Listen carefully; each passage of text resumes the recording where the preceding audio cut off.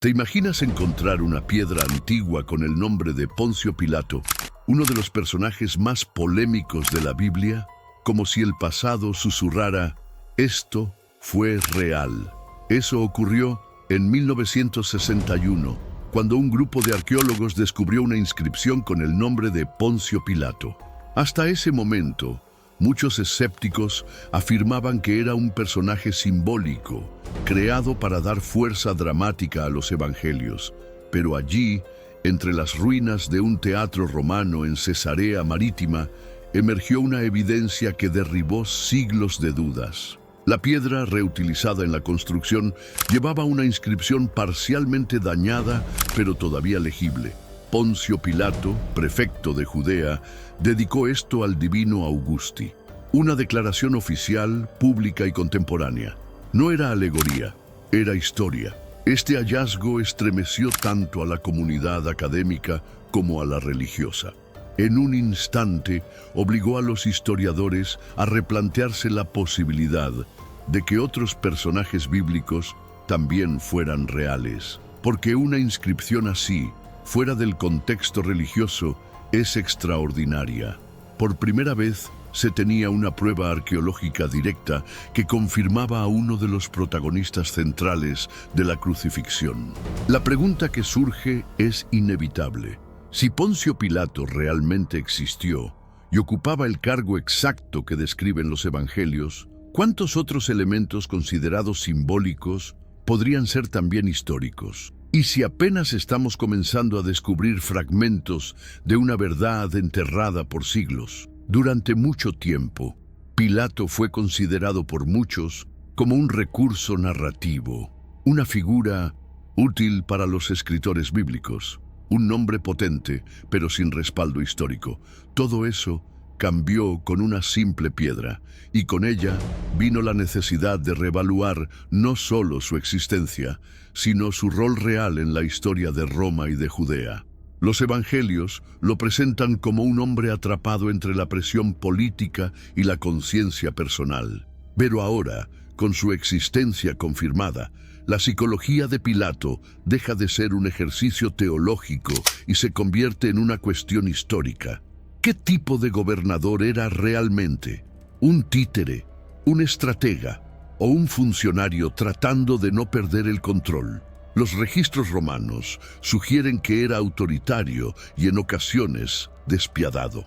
Pero la piedra hallada revela más. Se trataba de un hombre que participaba en actos públicos de propaganda como las dedicatorias imperiales. Un comportamiento típico entre los altos cargos del Imperio Romano que mezclaban política, adoración y dominio. Al dejar de ver a Pilato como una metáfora y reconocerlo como una figura política real, el juicio y la crucifixión de Jesús ya no son solo escenas sagradas. Se transforman en episodios históricos cargados de tensión, poder y decisiones humanas con consecuencias eternas. Imagina caminar entre ruinas junto al mar, sin saber que bajo tus pies duerme una de las pruebas más contundentes de la veracidad bíblica. Así es Cesarea Marítima, la antigua ciudad portuaria levantada por Herodes, que se convirtió en sede del poder romano en Judea. Allí, en silencio y entre escombros, la piedra de Pilato esperó 2000 años para ser descubierta. La ciudad, con su teatro, su acueducto y sus palacios, era un símbolo del dominio romano, una mezcla de lujo imperial y presencia militar.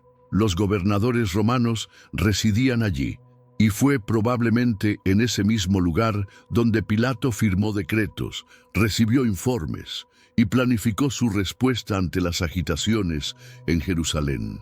Cuando los arqueólogos italianos encontraron la piedra incrustada en el teatro, estaban explorando lo que creían ser ruinas comunes. Pero entre el polvo y la piedra caliza, emergió un mensaje del pasado. Ellos estuvieron aquí. Esto sucedió. Cesarea no es solo el escenario de un descubrimiento arqueológico. Es el teatro real donde se tomaban decisiones políticas y donde se trazó el destino de figuras clave en la historia del cristianismo. Decisiones que aún hoy resuenan en cada rincón del mundo. Hay objetos que lo cambian todo. La piedra de Pilato es uno de ellos.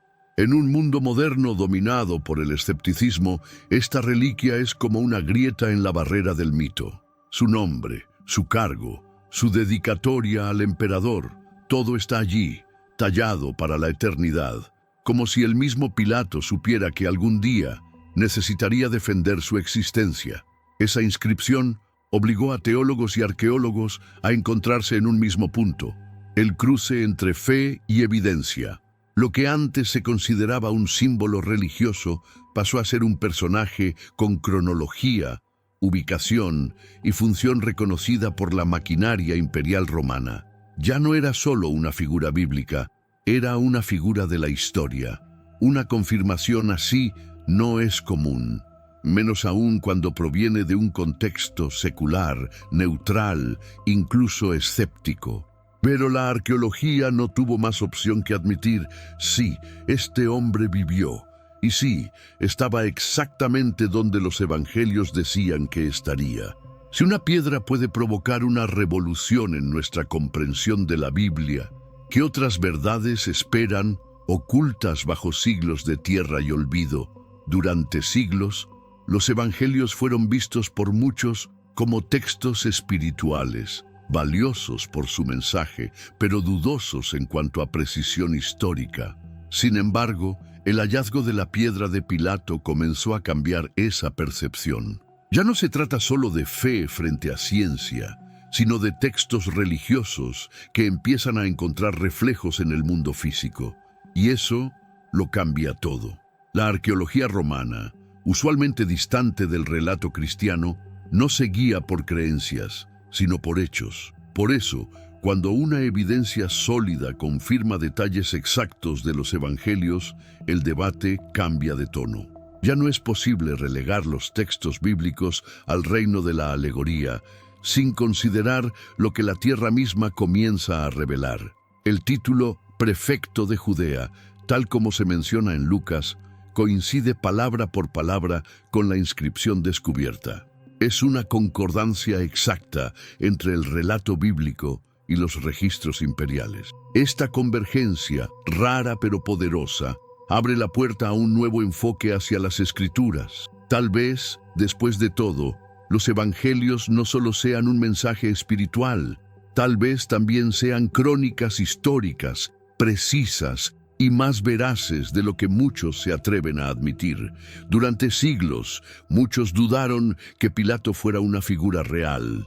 Algunos lo veían como una invención literaria para dar peso al relato de Jesús.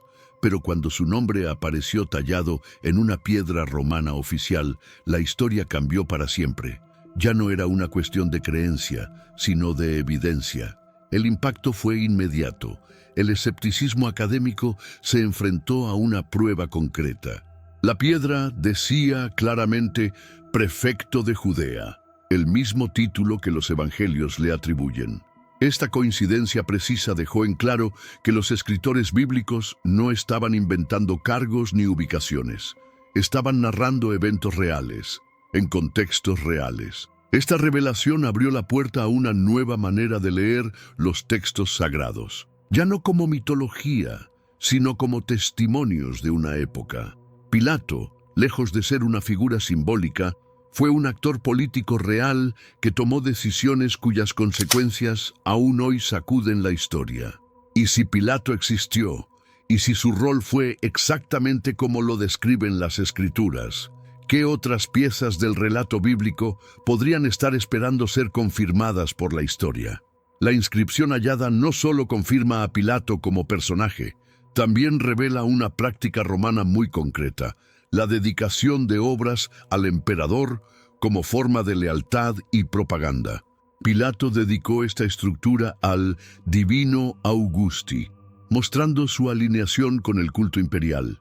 Esto no es un detalle menor.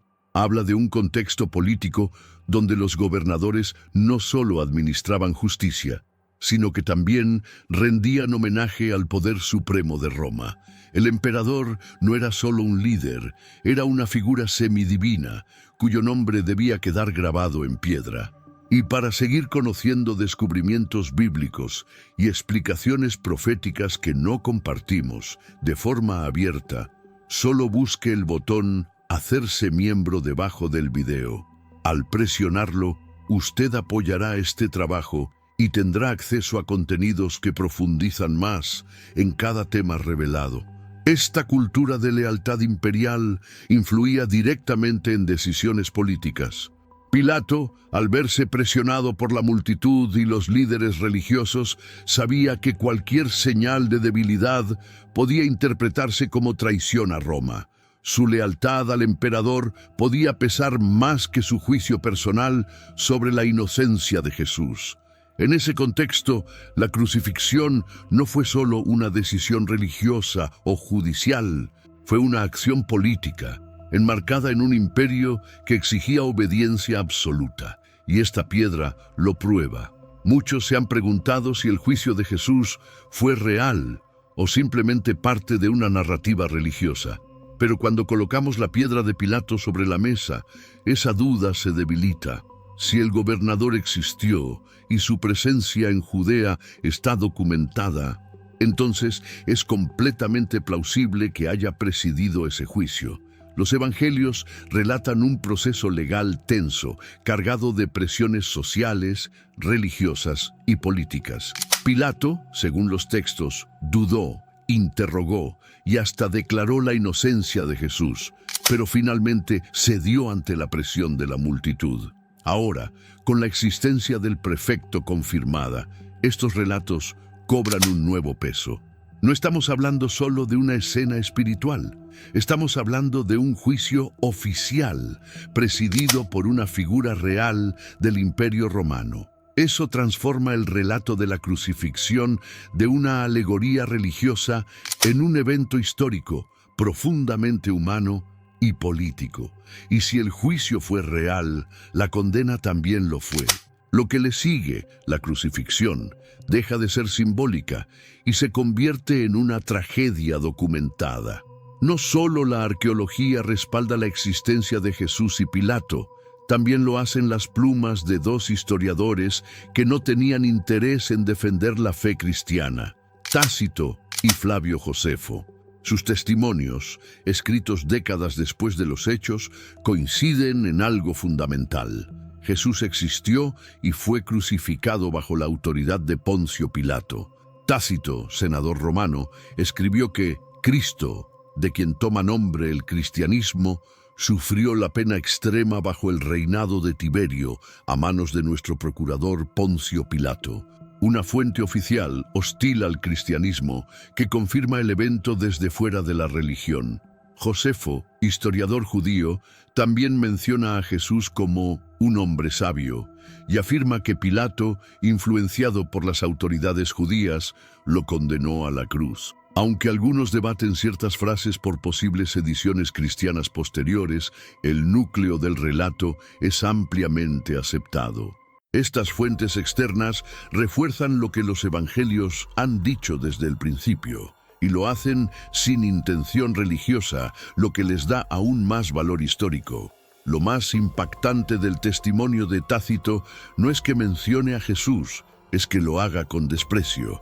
Para él, el cristianismo era una superstición detestable. No tenía ninguna razón para apoyar su causa. Y sin embargo, confirma que Jesús fue ejecutado por orden de Pilato durante el gobierno de Tiberio. Eso convierte su relato en uno de los más poderosos, porque proviene de un enemigo, no de un creyente. Y sin embargo, aporta datos que coinciden con los evangelios palabra por palabra. ¿Qué sentido tendría para Tácito inventar algo que no deseaba promover? Su relato habla de una pena extrema, claramente refiriéndose a la crucifixión. Habla de un procurador, Poncio Pilato, con nombre y cargo, y sitúa el evento en un momento preciso del Imperio Romano. Es historia, no doctrina. Cuando un enemigo de la fe confirma los hechos que la sustentan, es porque la verdad ya no puede esconderse. Flavio Josefo no era cristiano, era un judío romano, historiador oficial del imperio, con la tarea de documentar hechos, no creencias. Y aún así, en sus escritos aparece el nombre de Jesús. Lo llama un hombre sabio y afirma que fue condenado por Pilato a la cruz, influenciado por las autoridades religiosas judías. Este testimonio es crucial porque no tiene intención de evangelizar. Josefo no busca ganar conversos, solo describe lo que vio o supo. Algunos críticos señalan que ciertas frases pudieron haber sido modificadas por copistas cristianos, pero incluso los eruditos más escépticos aceptan que el núcleo de su texto es auténtico. Lo que Josefo revela es que Jesús no fue un personaje marginal. Era conocido, respetado por algunos, odiado por otros, y su ejecución fue un evento visible. No fue un mito escondido en las sombras, sino una figura pública cuyas acciones y destino dejaron huella. Y si un historiador del siglo I, sin afiliación cristiana, escribió sobre Jesús, es porque su existencia no era debatida, era un hecho. Y su muerte, una tragedia que ya comenzaba a sacudir los cimientos del mundo antiguo. La crucifixión no era un castigo común. Era el castigo más cruel y humillante del Imperio Romano, reservado para traidores, esclavos y los enemigos más peligrosos del orden. Que Jesús haya sido crucificado bajo la autoridad romana no solo revela su impacto político, sino también la gravedad con que fue visto por los poderes imperiales.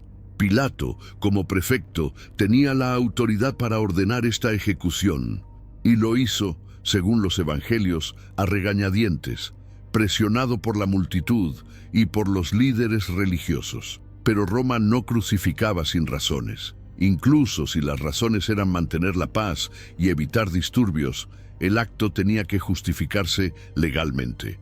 Desde la óptica romana, la crucifixión de Jesús fue una medida de control. Desde la óptica bíblica, fue una injusticia histórica. Y ambas visiones se encuentran en el hecho indiscutible. Fue ejecutado por decisión del gobierno romano. Este cruce entre el poder imperial y la figura de Jesús convierte su muerte en un evento político, no solo religioso. Y eso le da un peso histórico que va mucho más allá de la fe. Muchos descubrimientos arqueológicos se prestan a debate. Interpretaciones, contexto, autenticidad, todo puede ponerse en duda, pero la piedra de Pilato no deja mucho espacio para la especulación. Su inscripción es clara, su contexto oficial, su hallazgo documentado. ¿Qué más se necesita para llamar la prueba? Algunos críticos intentaron reducir su valor, diciendo que solo prueba la existencia de Pilato, no su relación con Jesús. Pero eso ignora el punto central. Si Pilato existió, si gobernó en Judea, si tenía el poder, entonces es perfectamente coherente que haya presidido el juicio del que hablan los evangelios. Además, la inscripción no fue encontrada en cualquier lugar, sino en Cesarea Marítima, la sede del gobierno romano en la región, justo donde los evangelios sitúan el poder político de la época. Todo encaja, demasiado bien como para ignorarlo. La arqueología no está allí para probar la fe, pero cuando desentierra piedras que confirman los evangelios, obliga incluso al más escéptico a detenerse y pensar. Cuando los arqueólogos italianos estaban explorando las ruinas del teatro en Cesarea Marítima, no buscaban cambiar la historia, pero lo hicieron. Lo que comenzó como una excavación más, terminó revelando un fragmento de piedra con el poder de reconstruir la credibilidad de los evangelios. La reacción fue inmediata. Historiadores, religiosos y medios de comunicación se volcaron sobre el hallazgo. Por primera vez, una figura central de la pasión de Cristo aparecía fuera de las páginas sagradas, inscrita en un monumento romano. Fue como si el pasado hubiera dejado una firma y alguien la hubiese descubierto por accidente. El teatro, construido con bloques reutilizados, contenía esta piedra como parte de su estructura. Nadie imaginó que entre tantos escombros se ocultaba una evidencia capaz de derribar siglos de duda. Desde entonces, esa piedra se convirtió en símbolo de una verdad más profunda, que la historia y la fe pueden cruzarse, y que, a veces, una pequeña inscripción puede cambiar todo lo que creemos saber. Durante generaciones, la narrativa de los evangelios fue vista por algunos como mitología espiritual, útil, inspiradora, pero no necesariamente histórica. Sin embargo, cada nueva prueba, ya sea una piedra, un osario o un testimonio antiguo, va inclinando la balanza. La verdad no se encuentra solo en la fe ciega, ni solo en los documentos académicos. A menudo está en el cruce entre ambos. Cuando los relatos bíblicos coinciden con pruebas arqueológicas y registros externos, se revela un patrón difícil de ignorar. Algo real ocurrió. La historia no necesita embellecimientos para ser poderosa. Y cuando la historia confirma a los evangelios, estos dejan de ser solo textos religiosos. Se convierten en ventanas a un tiempo en el que los eventos que cambiaron al mundo fueron tan tangibles como la piedra en la que se grabaron los nombres. La pregunta ya no es si Jesús vivió, tampoco si fue crucificado. La verdadera pregunta es, ¿qué haces tú con esa verdad? Por siglos se pensó que los evangelios eran relatos cerrados en sí mismos, sin conexión con el mundo exterior. Pero cada nueva evidencia arqueológica comienza a dibujar un mapa distinto. No son textos aislados, son narraciones que encuentran eco fuera del ámbito religioso. La inscripción de Pilato, los testimonios de Tácito y Josefo, los restos de víctimas de crucifixión, todos estos elementos surgen de contextos no cristianos, sin agenda espiritual y sin interés en defender la fe.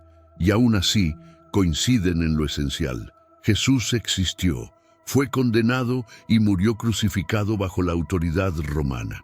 Esto transforma la lectura de los evangelios. Lo que antes podía parecer solo doctrina, ahora aparece respaldado por hechos históricos. No estamos ante una religión construida sobre metáforas, sino ante una narrativa que se entrelaza con los registros del Imperio Romano. Cada nueva pieza que encaja refuerza la credibilidad de estos textos y plantea una nueva forma de verlos, no como cuentos piadosos, sino como crónicas de un tiempo real. Durante mucho tiempo, los escépticos sostenían que Pilato era una invención literaria. Decían que los evangelios habían construido un antagonista para su historia, un símbolo del poder corrupto.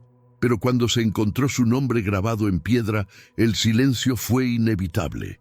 Una inscripción oficial en una ciudad clave del imperio, utilizando títulos exactos. ¿Cómo puede eso ser casualidad?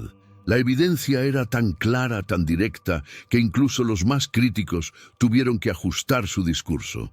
La piedra no está en un museo cristiano, no está adornada con símbolos de fe, está allí como un documento de Estado, frío, oficial, tallado por manos romanas para conmemorar una obra pública. Y eso le da un peso imposible de ignorar. Cuando los hechos se imponen, las teorías deben ceder. Y esta piedra es un hecho tan sólido como el material del que está hecha. El testimonio de Tácito no solo menciona a Jesús, también ubica a Pilato dentro del contexto político más amplio del imperio. Lo llama procurador bajo el reinado de Tiberio, lo que concuerda con las fuentes romanas y con los evangelios que lo colocan en esa misma época. Esto demuestra que los evangelios no inventaron nombres ni cargos. Al contrario, reflejan con precisión la estructura administrativa del Imperio Romano en Judea. Pilato no era un personaje genérico, era un funcionario real, con una posición clara en la jerarquía imperial. Este nivel de detalle en los textos bíblicos indica que quienes los escribieron conocían la realidad política de su tiempo. No estaban inventando desde la distancia, estaban describiendo hechos que conocían de cerca.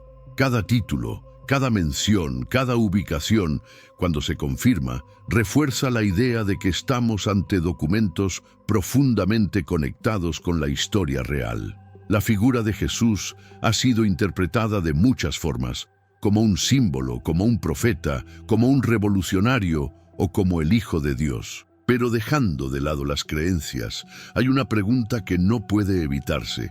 ¿Fue un personaje histórico? Las evidencias dicen que sí. No solo los evangelios lo afirman, también lo hacen documentos romanos y judíos, inscripciones oficiales y pruebas arqueológicas que coinciden con los relatos. La crucifixión, en especial, está documentada por varias fuentes independientes. Eso no responde quién era Jesús en términos espirituales, pero sí establece que fue real, que vivió, que fue ejecutado públicamente, y que su historia tuvo tanto impacto que quedó registrada incluso por sus opositores. La historia no se construye sobre deseos, se construye sobre hechos, y todo apunta a que Jesús fue mucho más que una figura simbólica. Fue alguien que caminó, habló, enseñó y murió bajo la autoridad de Roma. Miles fueron crucificados bajo el Imperio Romano, pero solo uno cambió el curso de la historia. La muerte de Jesús no fue la más sangrienta, ni la más política, ni la más famosa en su época, pero fue la que dejó la huella más profunda. Su ejecución, en apariencia un acto más de represión romana, se convirtió en el punto de partida de un movimiento que atravesó continentes, imperios y siglos. ¿Por qué? ¿Qué tenía de especial esa muerte? Tal vez la respuesta está en los detalles, en su contexto, en la presión pública, en la declaración de su inocencia por parte de Pilato, en la dignidad con la que enfrentó el castigo. Todo eso convirtió su muerte en un símbolo, pero primero fue un hecho, y si esa muerte fue real, registrada, confirmada, documentada, entonces todo lo que vino después se asienta sobre una base más sólida de lo que muchos imaginan. En 1968, arqueólogos israelíes encontraron una tumba en el noreste de Jerusalén. Dentro de ella, un osario con restos humanos llamó la atención. No era cualquier esqueleto. En su talón, todavía incrustado, había un clavo de crucifixión. El nombre del hombre era Johanán, un joven judío del siglo I. Este hallazgo fue revolucionario. Por primera vez se encontraba evidencia física directa de una crucifixión romana. El clavo había atravesado el hueso y se dobló al chocar con un nudo de madera, impidiendo su extracción. Los verdugos se vieron obligados a enterrarlo tal como estaba. Sin querer, preservaron una prueba que esperaría siglos bajo tierra. Hasta entonces, algunos dudaban incluso de que los romanos crucificaran de la forma que los evangelios describen. Decían que era exageración o metáfora, pero el cuerpo de Johanán les respondió desde la tumba.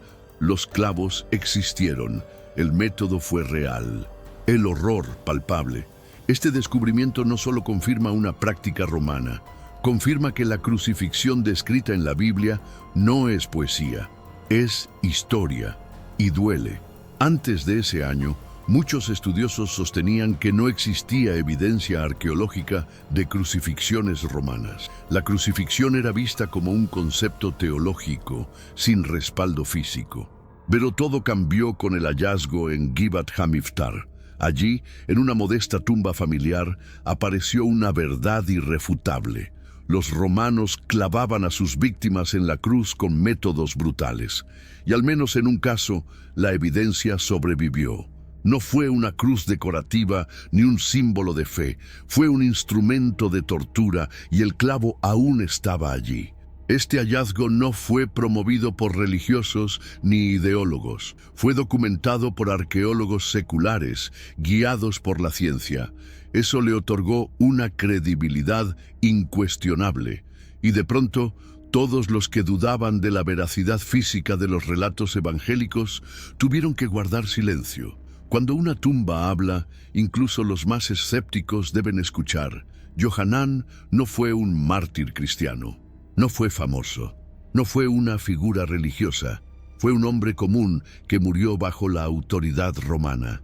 Pero su muerte, siglos después, se convirtió en una de las pruebas más contundentes de una práctica que muchos creían solo simbólica. El clavo atravesando su hueso no deja lugar a dudas. La forma en que el cuerpo fue tratado, el lugar del entierro, todo coincide con los relatos bíblicos sobre cómo se ejecutaba a los condenados. Este hallazgo convirtió la teoría en realidad y los relatos en pruebas. Además, el hecho de que su familia haya recuperado el cuerpo y lo haya enterrado es significativo. Normalmente, los crucificados no recibían sepultura, pero en este caso se rompió la regla. ¿Te suena familiar? Exacto, igual que Jesús, cuya sepultura fue asegurada por un miembro respetado del consejo, José de Arimatea. Lo que parecía una coincidencia se convierte en confirmación. La Biblia describe prácticas reales y la arqueología poco a poco las está validando. Uno de los aspectos más debatidos del relato de la crucifixión de Jesús ha sido su entierro. Muchos afirmaban que los crucificados no eran enterrados, sino dejados como escarmiento. Pero el caso de Johanán demostró lo contrario.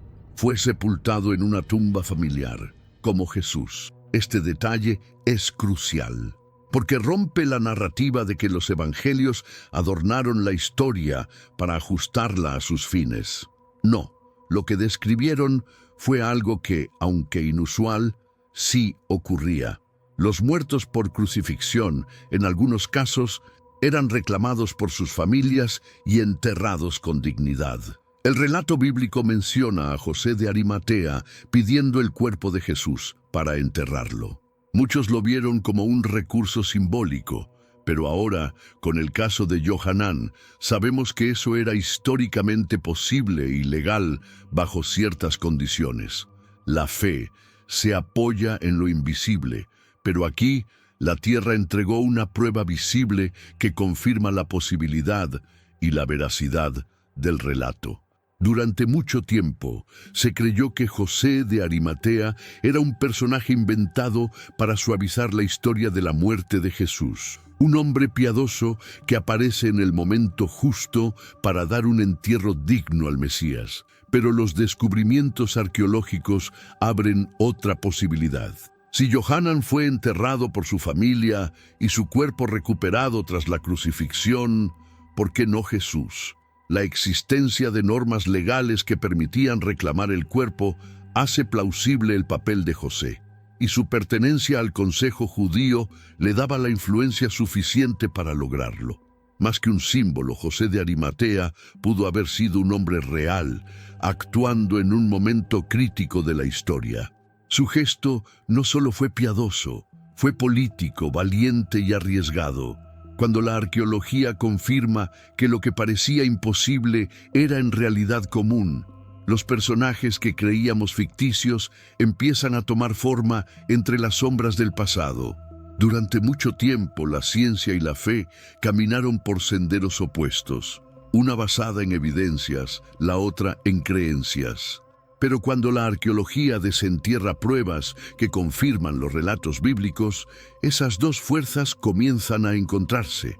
La piedra de Pilato, los registros de historiadores como Tácito y Josefo y los restos de Johanán no son dogma, son descubrimientos. Hechos tangibles que dan soporte a lo que antes se creía solo por tradición. Es como si la ciencia estuviera, sin proponérselo, construyendo un puente hacia las Escrituras. Esto no significa que todo lo narrado en la Biblia deba tener prueba física, pero cuando las hay, su impacto es profundo. Validan no solo hechos aislados, sino el contexto, la cultura y la autenticidad de los textos. La historia ya no es enemiga de la fe, es cada vez más su aliada. Y juntos revelan un pasado que se rehúsa a permanecer enterrado. Cada fragmento encontrado es una pieza del rompecabezas. La inscripción de Pilato, el clavo en el hueso de Johanán, los escritos de cronistas antiguos, todos ellos forman una red de testimonios que apuntan en la misma dirección. No son teorías, son objetos, textos, restos humanos. Y cada uno de ellos confirma aspectos distintos, pero conectados de la vida, juicio y muerte de Jesús. Desde el poder romano hasta las prácticas funerarias judías, todo coincide. Este camino de descubrimiento arqueológico no tiene un final claro. Siempre puede aparecer una nueva prueba, una nueva tumba, una nueva inscripción. Pero lo que ya tenemos es suficiente para replantear todo lo que se creía sobre los evangelios. La verdad se construye con detalles, y cada detalle encontrado en la tierra nos acerca más a comprender qué ocurrió realmente hace más de 2000 años. La Biblia ha sido durante siglos un libro de fe, pero poco a poco también está siendo leída como un libro de historia. Cuando las narraciones sagradas coinciden con hallazgos arqueológicos, ganan una dimensión que trasciende lo espiritual.